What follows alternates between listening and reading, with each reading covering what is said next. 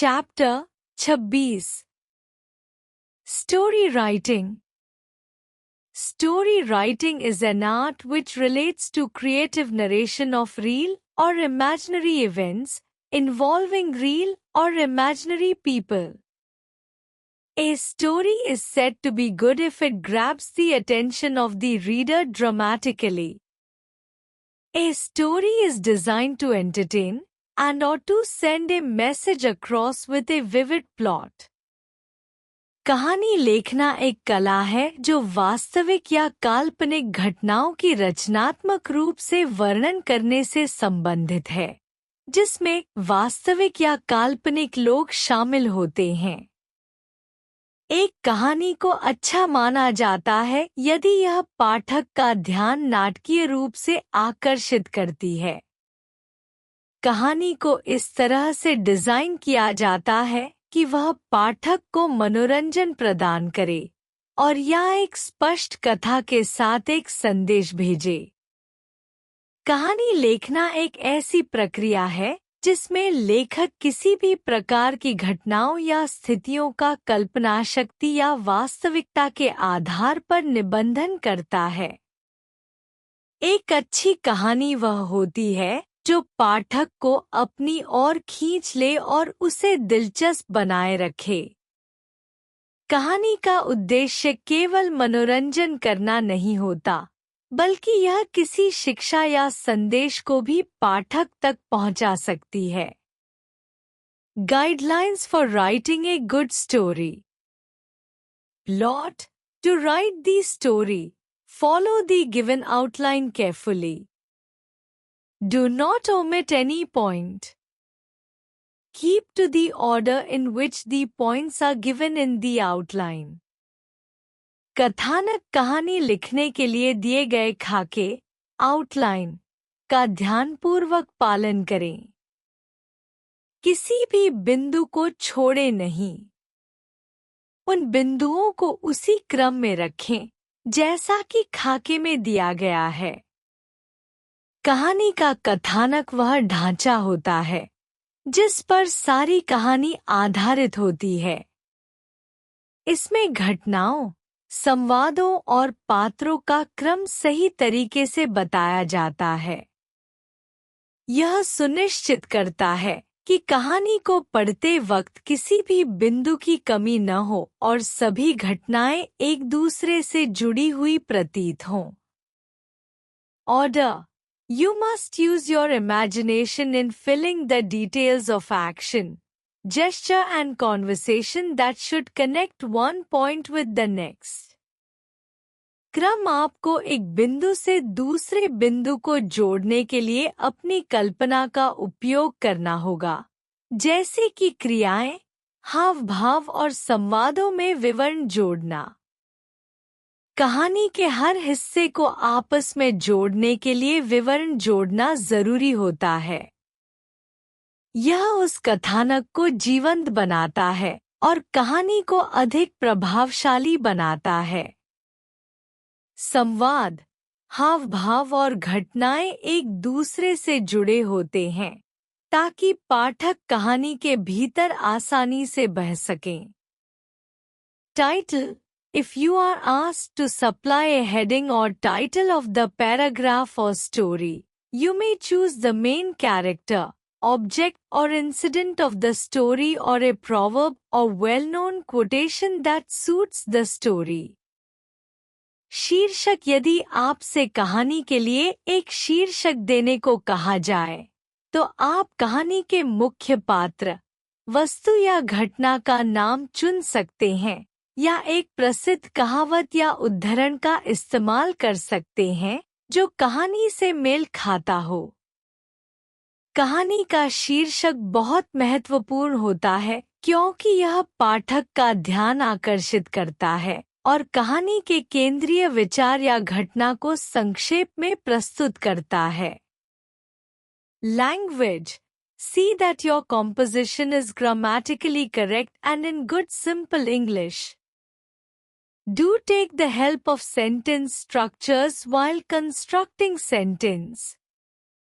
भाषा. यह सुनिश्चित करें कि आपकी रचना ग्रामर के हिसाब से सही हो और सरल अंग्रेजी में लिखी गई हो। वाक्य रचनाओं की मदद से वाक्य बनाते समय मदद लें। कहानी को समझने में कोई कठिनाई न हो, इसके लिए भाषा सरल और स्पष्ट होनी चाहिए। ग्रामर का सही इस्तेमाल और वाक्य संरचना की सही दिशा में मदद लेने से कहानी को पढ़ना आसान और आकर्षक होता है। Read the outlines given below followed by a story based on them. Rihanna, 12-year young girl, alone at home. Phone rang, picked up the receiver, said hello. No response. The phone rang again.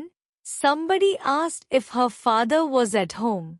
Refused to reveal his identity. Rihanna refused to answer.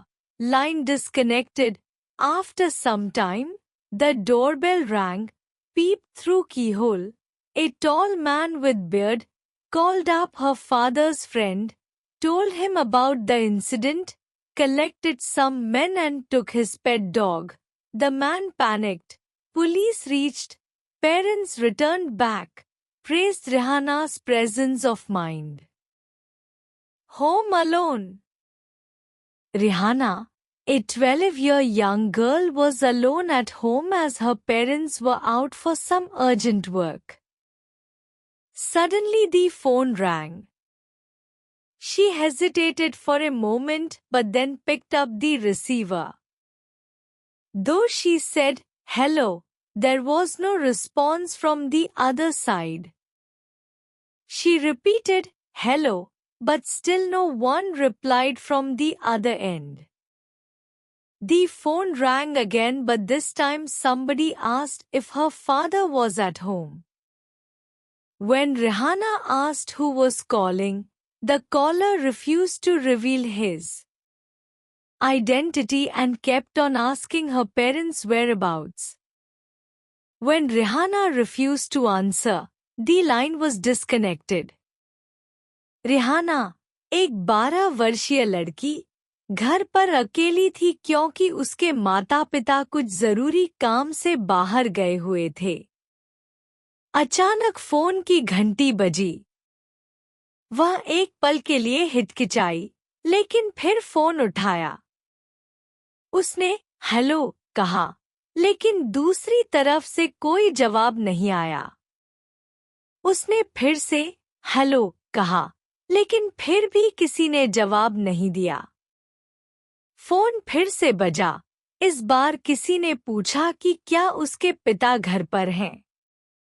जब Rihanna ने पूछा कि कौन बोल रहा है, तो collar ने अपनी पहचान बताने से इनकार कर दिया और उसके माता-पिता के बारे में पूछता रहा। जब रिहाना ने उत्तर देने से इनकार किया, तो लाइन कट गई। After some time, the doorbell rang as Rihanna peeped through the keyhole. She found a tall man with a beard outside the door. Rihanna got scared and quickly ran towards the phone and called up her father's friend who lived in their colony and told him about the incident. Her uncle asked her not to worry as he would reach soon. He quickly collected some other men from the neighborhood and with his pet dog, reached Rihanna's home. The tall man was looking for a way to get into the house when Rihanna's uncle's dog held his leg with its teeth. The man panicked and tried to run away but was overpowered by all the men. Soon, the police reached Rihanna's home and her parents also returned and thanked the neighbor. Everyone praised Rihanna's presence of mind which saved her life. कुछ समय बाद दरवाजे की घंटी बजी। जैसे ही Rihanna ने चाबी के छेद से बाहर झांका, उसने दरवाजे पर एक लंबा आदमी देखा, जिसकी दाढ़ी थी। रिहाना डर गई और जल्दी से फोन की तरफ दौड़ी और अपने पिता के दोस्त को कॉल किया जो उनके कॉलोनी में रहते थे और उसे इस घटना के बारे में बताया। उसके अंकल ने उसे चिंता न करने को कहा क्योंकि वह जल्द ही पहुंचेंगे। उन्होंने जल्दी से कॉलोनी के अन्य लोगों को इकट्ठा किया और अपने पालतू कुत्ते के साथ रिहाना के घर पहुंचे। वह लंबा आदमी घर में घुसने का तरीका तलाश रहा था। तभी रिहाना के अंकल का कुत्ता अपने दांतों से उसके पैर को पकड़ लिया। वह आदमी घबराया और भागने की कोशिश करने लगा, लेकिन सभी लोग उसे पकड़ने में सफल हो गए। जल्द ही पुलिस भी रिहाना के घर पहुंच गई और उसके माता-पिता भी लौट आए और पड़ोसी का धन्यवाद किया। सभी ने रिहाना की सूझबूझ की तारीफ की, जिसने उसकी जान बचाई। इस कहानी में रिहाना की सूझबूझ और साहस को दिखाया गया है। वह घर पर अकेली थी और एक अजनबी फोन कॉल और फिर दरवाजे पर एक संदिग्ध आदमी के आने से घबराई हुई थी। लेकिन उसने घबराए बिना सही कदम उठाए और अपने अंकल को सूचित किया, जिन्होंने समय पर मदद की। रिहाना की सूझबूझ और साहस ने उसे संकट से बाहर निकाला और अंत में पुलिस की मदद से स्थिति को नियंत्रित किया गया। A monkey, live on a big mango tree, a crocodile in river nearby, became friends, ripe mangoes to crocodile, took some for wife, she was wicked, wanted to eat the monkey itself, she invited monkey for dinner, crocodile didn't cooperate, wife adamant, crocodile gave in, invited monkey for lunch, monkey on crocodile's back, middle of the river. He disclosed wife's plan, clever monkey told, heart hanging on the tree, back to the tree, climbed again, laughed. Heart is inside me. Friendship ended. A monkey and a crocodile. एक बंदर और एक मगरमच्छ. Once upon a time, a wise monkey lived on a big mango tree on a river bank. A crocodile lived in the river. They became dear friends. Quite often the monkey gave ripe mangoes to his friend. One day the crocodile demanded some mangoes for his wife.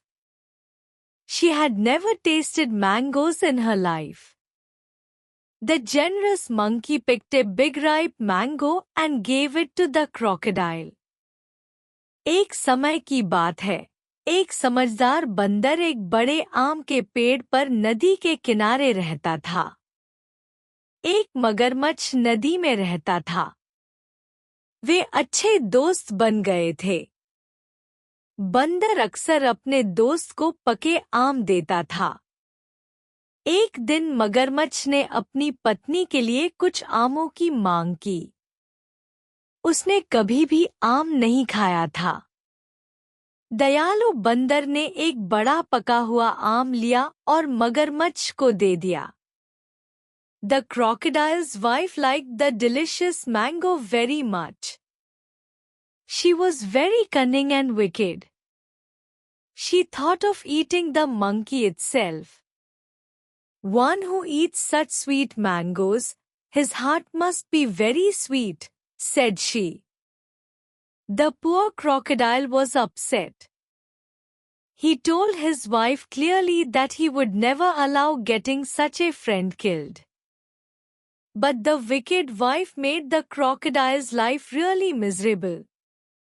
At last, he gave in. The next day he went to the mango tree. He invited the monkey to have lunch with them. He took the monkey on his back. When they were in the middle of the river, the crocodile revealed the truth. His wife actually wanted to eat his heart. The wise monkey was quiet for a moment. Then he hit upon a plan. He said, "I've left my heart hanging on the mango tree. I want to go back and bring it." Soon they were under the tree. The monkey lost no time in climbing up on the topmost branch. He pointed to his heart and said, "My heart is inside me. Go away and never come near the mango tree again. It's the end of our friendship." मगरमच्छ की पत्नी को वह स्वादिष्ट आम बहुत पसंद आया। वह बहुत चालाक और कपटी थी। उसने सोचा कि वह बंदर को ही खा जाएगी। जो कोई इतना मीठा आम खाता है, उसका दिल भी बहुत मीठा होना चाहिए, उसने कहा। बेचारा मगरमच्छ परेशान हो गया। उसने अपनी पत्नी से साफ कहा कि वह कभी भी ऐसे दोस्त को मरने नहीं देगा। लेकिन कपटी पत्नी ने मगरमच्छ का जीवन बहुत कठिन बना दिया। अंत में उसने हार मान ली। अगले दिन वह मगरमच्छ आम के पेड़ पर गया। उसने बंदर को उनके साथ लंच पर आमंत्रित किया। वह बंदर को अपनी पीठ पर बैठा कर ले गया। जब वे नदी के बीच में थे, तो मगरमच्छ ने सच बता दिया। उसकी पत्नी सच में उसका दिल खाना चाहती थी। समझदार बंदर कुछ देर चुप रहा। फिर उसने एक योजना बनाई। उसने कहा, "मैंने अपना दिल आम के पेड़ पर लटकाया है। मुझे वापस जाना है और इसे लाना है।" जल्दी ही वे पेड़ के नीचे पहुंच गए। बंदर ने बिना समय गंवाए सबसे ऊंची शाखा पर चढ़ने की कोशिश की। उसने अपने दिल की ओर इशारा किया और कहा, "मेरा दिल मेरे अंदर है। जाओ और कभी भी इस पेड़ के पास मत आओ। हमारी दोस्ती का अंत हो चुका है।" इस कहानी में समझदारी और चालाकी को दर्शाया गया है। बंदर ने अपनी सूझबूझ से मगरमच्छ को उसके पत्नी की कुत्सित योजना से बचाया। मगरमच्छ ने पहले तो अपनी पत्नी की बात मानी, लेकिन अंत में बंदर ने उसे समझाया और बचने का रास्ता ढूंढा। बंदर ने अपनी जान बचाने के लिए झूठी कहानी बनाई और मगरमच्छ को धोखा दिया, जिसके परिणामस्वरूप वह अपनी पत्नी से दोस्ती को समाप्त कर देता है। निष्कर्ष: होम अलोन। रिहाना ने अपने साहस और विवेक का प्रदर्शन किया जब उसने अकेले घर में रहते हुए संदिग्ध परिस्थितियों का सामना किया। फोन पर अज्ञात व्यक्ति और दरवाजे पर आए अजनबी की संदिग्ध गतिविधियों के बावजूद उसने घबराए बिना अपनी बुद्धिमत्ता से स्थिति संभाली। उसने तुरंत अपने पिता के दोस्त को सूचित किया, जिनकी मदद से संदिग्ध व्यक्ति को पुलिस के हवाले कर दिया गया। यह कहानी दर्शाती है कि मुश्किल समय में सूझबूझ और त्वरित निर्णय कैसे जान बचा सकता है। A monkey and a crocodile. चालाक बंदर और मगरमच्छ की कहानी एक मनोरंजक और शिक्षाप्रद दृष्टांत है। यह सिखाती है कि संकट की स्थिति में बुद्धिमत्ता और त्वरित सोच कैसे जीवन को बचा सकती है। मगरमच्छ की पत्नी की कपटपूर्ण योजना के बावजूद बंदर ने अपनी चतुराई से न केवल अपनी जान बचाई बल्कि अपनी मित्रता समाप्त कर खुद को और अधिक संकट से बचाया। यह कहानी इस तथ्य को भी उजागर करती है कि सच्ची मित्रता कभी भी स्वार्थपूर्ण योजनाओं पर आधारित नहीं होनी चाहिए।